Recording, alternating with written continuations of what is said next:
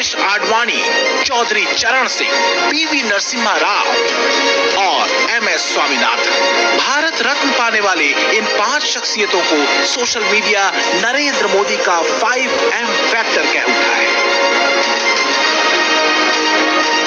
नरेंद्र मोदी ने अब की बार भारत रत्न सम्मान पाने वाले नाम क्यों और कैसे चुने, इसे समझने से पहले 5M फैक्टर का मतलब समझिए। पहले M से मंडल, दूसरे M से मंदिर, तीसरे M से मार्केट, चौथे M से मिलेट्स और 5वें M से मंडी। सोशल मीडिया पर भारत रत्न सम्मान की एनालिसिस कुछ हद तक सही हो सकती है, लेकिन अधूरी है। क्या ये पद्म सम्मानों को पीपुल्स पद्मा का क्रेडिट दिलाने के बाद भारत रत्न का भी लोकतंत्रीकरण नहीं है? इस देश ने अपनी ही सरकारों के दौरान खुद को भारत रत्न मिलने के उदाहरण देखे हैं और देश ने यह भी देखा है कि आज की राजनीति जिस बाबा साहेब अंबेडकर के नाम की माला जपती है, उन्हें उनकी मौत के कितने साल बाद भारत रत्न मिला। ऐसे में नरेंद्र मोदी का ये फैसला कितना बड़ा है, ये बात समझने की है। मसलन जिस पीवी नरसिम्हा राव की सरकार ने 6 दिसंबर 1992 की घटना के बाद बीजेपी की 4 राज्यों की सरकारें बर्खास्त कर ली थी, उन्हें राम मंदिर उद्घाटन के बाद उठ खड़ी हुई राम लहर के बावजूद भारत रत्न का फैसला छोटा नहीं।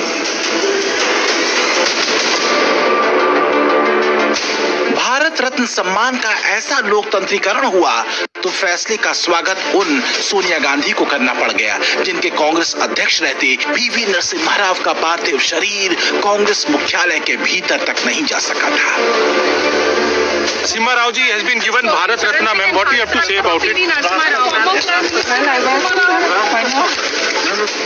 पीवी नरसिम्हा राव ने 1991 के उदारीकरण का फैसला किया था। नरसिम्हा राव का ये फैसला भारत के सबसे नाजुक आर्थिक वक्त में देश का सबसे कठोर आर्थिक फैसला है।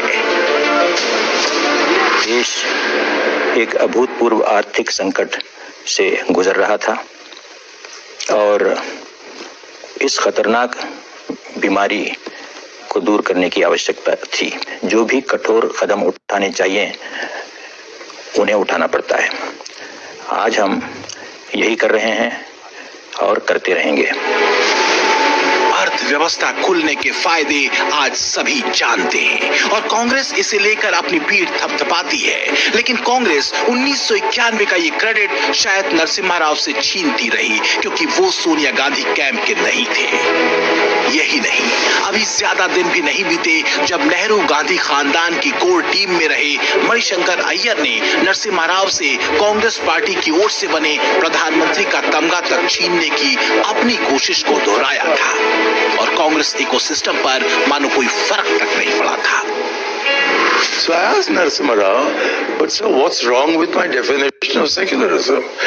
He said, Mani, you don't seem to understand that this is a Hindu country. I sat up in my chair and I said, but that's exactly what the BJP says. So in fact, the first BJP Prime Minister of India was not Atal Bihari Vajpayee. The first BJP Prime Minister was Narasimha Rao. इसलिए नरसिम्हा राव को नरेंद्र मोदी सरकार में भारत रत्न मिलना राजनीति के इसी छोटेपन को आईना दिखाता हुआ नजर आता है, जहां एक परिवार के आगे अपनी पार्टी के दूसरे नेता तक हाशिए पर होते हैं। परिवारवादी राजनीति के इसी बौनेपन को नरेंद्र मोदी ने बहुत पहले ही शिद्दत से महसूस किया था। इस बात को 2019 में प्रधानमंत्री नरेंद्र मोदी का संसद में दिया गया ये बयान साफ करता है।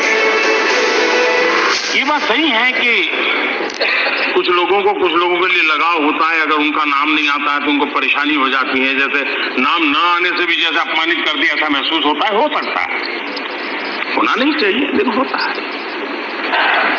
लेकिन मैं चुनौती देता हूं,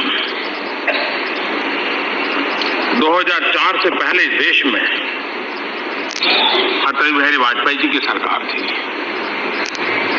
2004 से 2014 तक शासन में बैठे हुए लोगों ने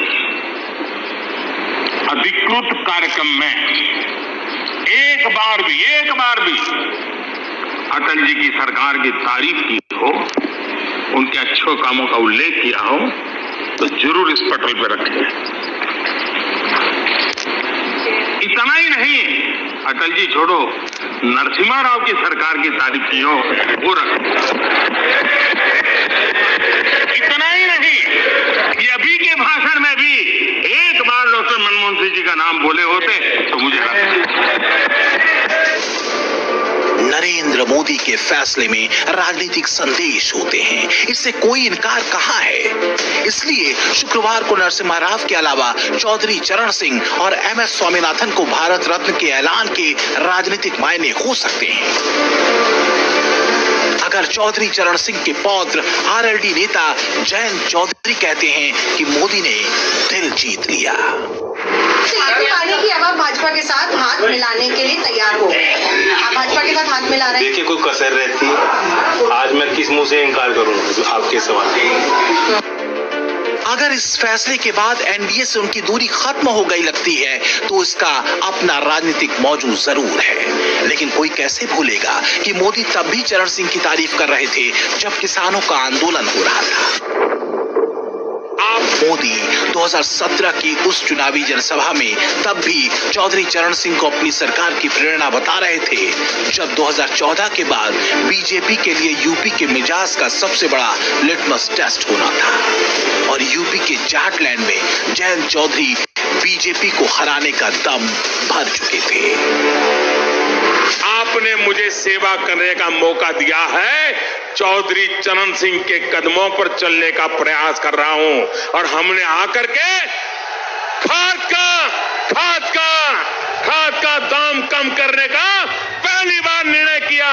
जो काम चौधरी चरण सिंह जी ने किया था, उस काम को बाद में अगर किसी ने किया तो भारतीय जनता पार्टी की केंद्र सरकार ने करके दिखाया। भाइयों,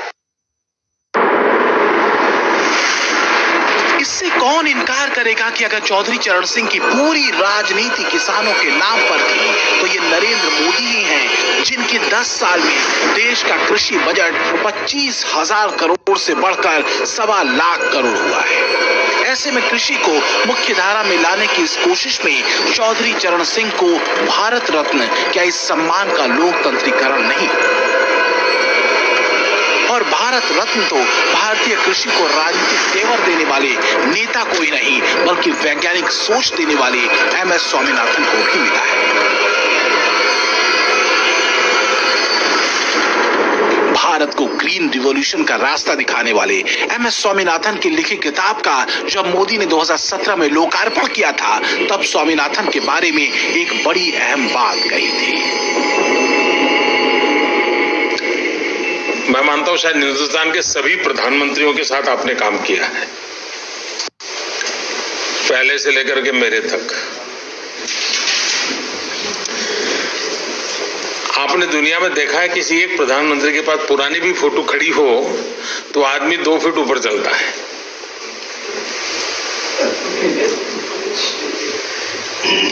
ये इतनी सादगी, इतनी सरलता, कभी ये चीजें स्वामीनाथन जी में रिफ्लेक्ट नहीं देखी मैंने। ऐसे MS स्वामीनाथन को भारत रत्न का सम्मान मोदी के दौर से बहुत पहले मिल सकता था, लेकिन ये काम नरेंद्र मोदी ने किया तो इसलिए भारत रत्न सम्मान के लोकतंत्रीकरण का ये बड़ा संदेश है। उधर कर्पूरी ठाकुर, जिनकी सोशल इंजीनियरिंग को सारे राजनीतिक दलों ने अपनी अपनी राजनीति के समीकरणों में लागू तो किया या करने की कोशिश की, लेकिन आज की पीढ़ी को अगर कर्पूरी ठाकुर का नाम पता तो इसके पीछे भारत रत्न का यही लोकतंत्रीकरण ही तो है।